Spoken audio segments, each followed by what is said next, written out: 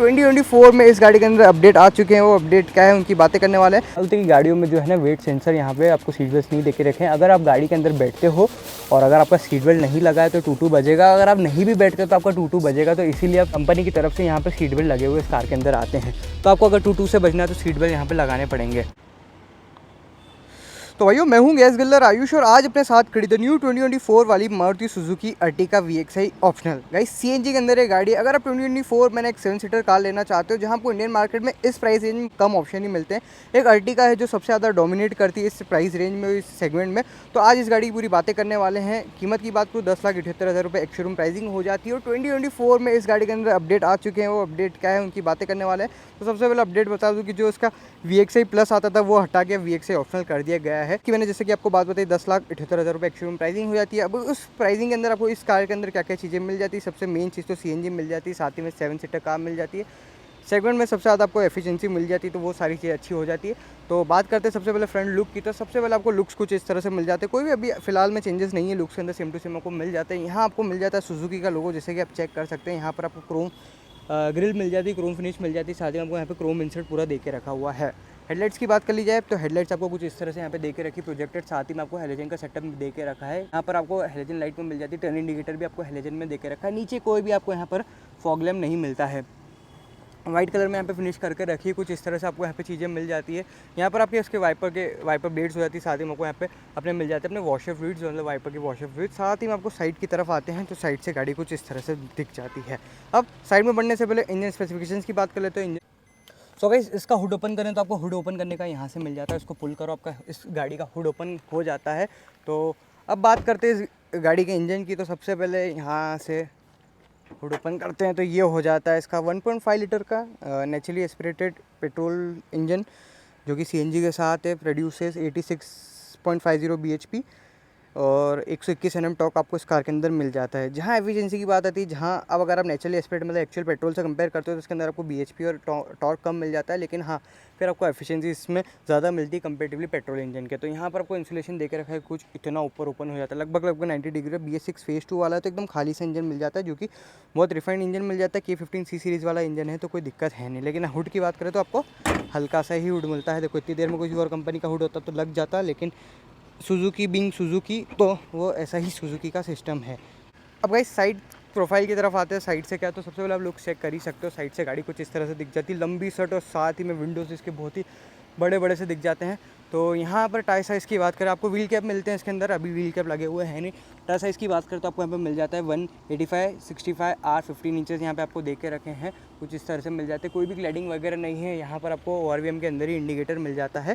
साथ ही में ground clearance की बात करें तो 185 mm की आपको ग्राउंड क्लियरेंस मिल जाती है।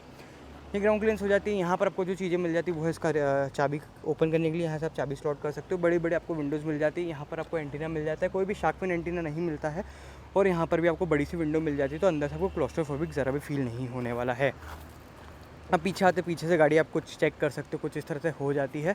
सो टेल लाइट की बात करिए है तो टेल लाइट यहाँ पर आपको कुछ इस तरह से देके रखी हुई है, जिसके अंदर आपको टर्न इंडिकेटर, ब्रेक लाइट और रिवर्स लाइट देके रखी है। यहाँ पर आपको अर्टिगा की बैजिंग, 4 रिवर्स पार्किंग सेंसर मिल जाते हैं, 1 2 3 4, साथ ही में आपको रिफ्लेक्टर देके रखा है।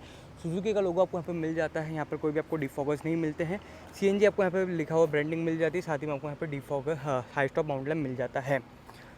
अब बात करिए यहाँ पर, तो यहाँ पर ना आपको एक स्पेस सेवर व्हील मिल जाता है, जो कि नॉट एलॉय है, साथ ही में टोइंग हुक, और यहाँ पर आपको दे के रखा है इसका एग्जॉस्ट टिप दे के रखी है। अब यहाँ से इसका बुट को ओपन करते तो यहाँ से आपको कुछ इस तरह से यहाँ पे बटन दे के रखा है, जिसको आप दबा सकते हो। ये इसका हो जाता है 60 लीटर की टैंक कैपेसिटी CNG, यानी कि 10 किलो की पूरी गैस आ जाती है इस कार के अंदर। और साथ ही में कुछ इस तरह से आपको मिल जाता है। बूट स्पेस की बात करें तो अगर आप पेट्रोल ही लेते हो तो 208 लीटर्स की आपको बूट स्पेस मिलती है, लेकिन हाँ अगर आप CNG लेते हो तो आपको कुछ इतनी मिल जाती है। इस सीट को आप रिक्लाइन भी कर सकते हो, 3 रो है तो आप कुछ इस तरह से कर सकते हो रिक्लाइन, और चाहो तो आप इनको ना प्रॉपर फोल्ड भी कर सकते हो। तो ये चीज़ आपको अच्छी मिल जाती है। अब चलते हैं इसके रियर सीट में। रियर में आपको क्या क्या चीज़ें मिल जाती है, और साथ ही में यहाँ से इसको बंद करते हैं। रियर में आपको बताऊँ तो जो आपको चीज़ें मिल जाती है वो है ये। डोर की बात करो भाई, डोर बहुत ही ज़्यादा वाइड ओपन होता है इस कार के अंदर, बहुत ही वाइड ओपन, और विंडो बहुत ही बड़ी हो जाती है।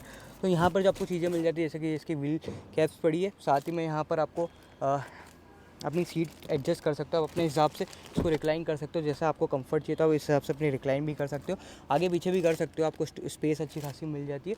और रियर में कुछ इस तरह से आपको कप होल्डर वगैरह मिल जाते हैं, इधर की तरफ और इधर की तरफ भी, और यहाँ की तरफ आपको एक टोइंग ग्रैब हैंडल मिल जाता है, साथ ही में इधर की तरफ भी आपको फिक्स ग्रैब हैंडल मिल जाता है। अब मारुति की गाड़ियों में जो है ना वेट सेंसर यहाँ पे आपको सीट बेल्ट नहीं देके रखे हैं। अगर आप गाड़ी के अंदर बैठते हो और अगर आपका सीट बेल्ट नहीं लगा है तो टू बजेगा, अगर आप नहीं भी बैठते तो आपका टू बजेगा। तो इसीलिए आप सब मतलब कंपनी की तरफ से यहाँ पे सीट बेल्ट लगे हुए इस कार के अंदर आते हैं। तो आपको अगर टू से बजना है तो सीट बेल्ट यहाँ पे लगाने पड़ेंगे। ये चीज़ें पीछे से हो जाती है। यहाँ पर आपको पावर विंडो के कंट्रोल्स मिल जाते हैं, यहाँ पे आपको क्रोम फिनिश में मिल जाता है। अब इसको बंद करते हैं, फ्रंट में चलते हैं। तो फ्रंट में आपको कुछ इस तरह से बेज कलर में इंटीरियर मिल जाता है। नेक्स्ट लेवल आपको यहाँ पे इंटीरियर मिल जाता है। यहाँ पर आपको कंट्रोल्स मिल जाते हैं अपने विंडोज़ के, जो कि 1 टच ऑटो 1 टच डाउन वाला है, सिर्फ ड्राइवर साइड वाला, बाकी आपको तीनों नॉर्मल मिल जाते हैं। लॉक अनलॉक कर सकते हैं पावर विंडो को, गाड़ी को अनलॉक लॉक कर सकते हैं। ORVM आपके ऑटो फोल्डेबल हैं और साथ ही में आप एडजस्ट भी कर सकते हैं अंदर से। यहाँ की बात करें आपको बॉटल होल्डर मिल जाती है, स्टोरेज स्पेस मिल जाती है, स्पीकर मिल जाता है। यहाँ पे क्रोम फिनिश में आपको यहाँ पे दे के रखा हुआ है। यहाँ से बात करिए तो आपको यहाँ पे पेट्रोल टैंक के लिए हो जाता है। पेट्रोल टैंक कैपेसिटी की बात करें तो 45 लीटर्स की हो जाती है। यहाँ की बात करिए तो ABCD आपको चारों चीज़ें मिल जाती है। Accelerator, brake, clutch, dead pedal. यहाँ से ट्रैक्शन कंट्रोल ऑन ऑफ कर सकते हैं। CNG टू फ्यूल अप जा सकते हैं और हेडलाइट लेवलिंग बटन यहाँ पे देके रखा है। अब इस कार के अंदर बैठते हैं, कैसा क्या रहता है मैं आपको बताता हूँ। गाड़ी को सबसे पहले चालू करते हैं तो गाड़ी चालू हो चुकी है और अभी थोड़ी सी देर में ना CNG पे स्विच हो जाएगी।